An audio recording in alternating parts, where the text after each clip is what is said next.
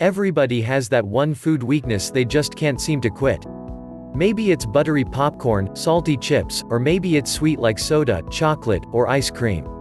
Whatever your food vice is, chances are that it's one major factor that is holding you back from your ultimate weight loss goals. The good news is though, that the food you choose is probably not the main issue. It's how you approach food that's the problem.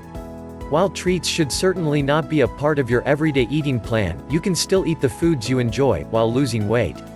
You just need to do so mindfully. That is where hypnosis or, more specifically, clinical hypnotherapy comes in. With hypnosis, you learn to retrain your mind, to gain a different perspective on the foods you eat. When you can change your attitude towards food, you stand a better chance of finally kick your addiction to mindless snacking, so that you can get healthy for the long term. Train yourself to enforce the barrier effect. When most of us reach for our favorite snacks, we do so in ways that set us up to overindulge. We grab the party-sized bag of chips, the full pint of ice cream, and a spoon, or whatever food item we're craving, and simply dive in. The problem with this is that there is no caloric accountability when you eat this way. And this lack of portion control or lack of barrier is a huge part of the problem when it comes to eating healthy. In fact, scientists have proven that when we eat straight from the source, we consume 40% than if we portion out our food. So to avoid this mindless eating, it's important to portion out your food.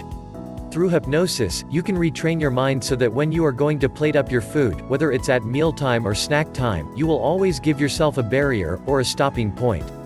With portion control in place, you force yourself to decide consciously and deliberately if you actually want another bag or bowl worth.